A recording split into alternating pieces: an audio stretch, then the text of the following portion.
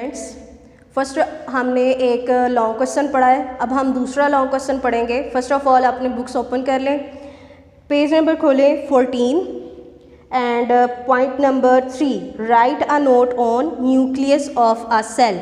Right मतलब लिखें, a note on the nucleus of the cell. Cell के nucleus पर एक नोट लिखें। सेल के न्यूक्लियस पर एक नोट लिखें। इसका आंसर है आपका पेज नंबर 7 पर। पेज नंबर 7 पर पॉइंट नंबर 4 देखें, न्यूक्लियस है। The most important part of a cell is called nucleus. Nucleus जो है वो सेल का मोस्ट इम्पॉर्टेंट यानी कि बहुत ही अहम हिस्सा है।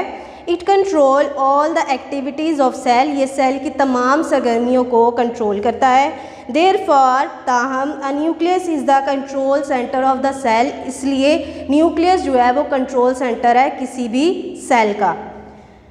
A thin membrane called nuclear membrane surround the nucleus. एक पतली, थिन कहते हैं पतली मेम्ब्रेन है इसके इर्द गिर्द, जिसको हम न्यूक्लियर मेम्ब्रेन बोलते हैं।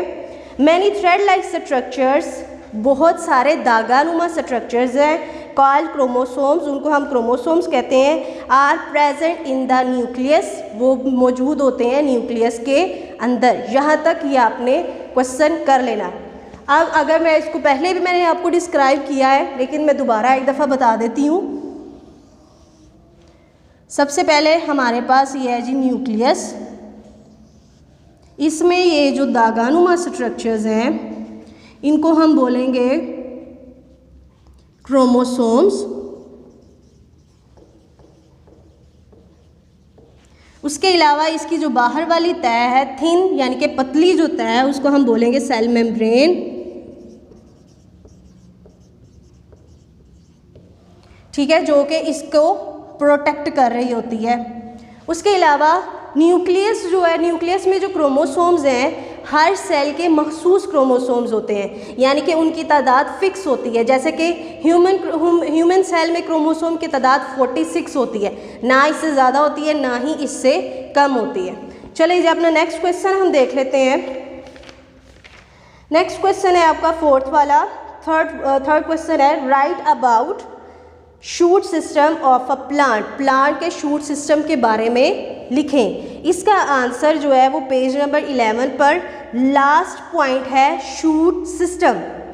The part of plant, plant का वो हिस्सा आउटसाइड द ग्राउंड, जो कि ग्राउंड के आउटसाइड है या बाहर है, उसको फॉर्म शूट सिस्टम, वो शूट सिस्टम बनाता है।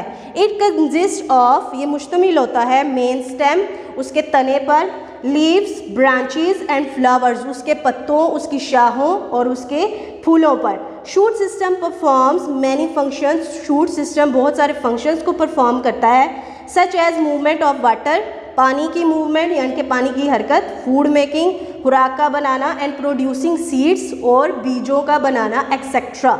अगर हम इसको डायग्राम की मदद से शूट सिस्टम को देखें तो उसमें क्या होता है, हमारे पास ये ग्राउंड है, ग्राउंड के नीचे अगर हम देखें तो ये हमारे पास इसकी रूट्स, और ऊपर हमारे पास हमारा पूरा पौधा जो हमें बाहर नज़र आ रहा है।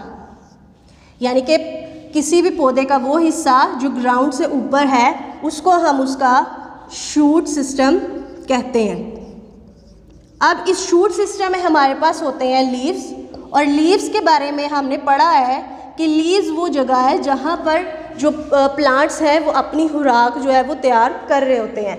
नेक्स्ट उसके अलावा यहाँ पर इसमें फूल होते हैं, और फूल जो है वो हम जानते हैं कि वो सीड्स तैयार करते हैं, और वो सीड्स नेक्स्ट जो है वो प्लांट बनाने के लिए हम यूज़ करते हैं। उसके अलावा हमने एक और चीज़ पढ़ी है, यहाँ पर हमारे पास जाइलम टिश्यूज़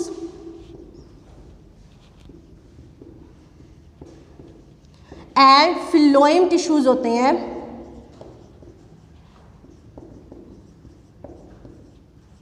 अगर जाइलम टिश्यूज़ की बात की करें तो हमारे जो पानी का जो मटेरियल है, हमारे जो वाटर है उसको जो है जड़ों से ऊपर प्लांट के दूसरे हिस्सों तक पहुंचाते हैं। उसके बाद अगर फिलोएम टिश्यूज़ की बात की जाए तो जो प्लांट के पत्तों ने खुराक तैयार की है वो उस खुराक को पौधे के दूसरे हिस्सों तक, उसके दूसरे पार्ट्स तक पहुंचाते हैं। ये 2 क्वेश्चन हमारे जो है वो कंप्लीट हो गए हैं। आपने इन दोनों क्वेश्चन को लिखना है नीट कॉपी पर और इनको बहुत अच्छे से याद करना है और अपने कॉन्सेप्ट को क्लियर रखना है। अल्लाह हाफिज़।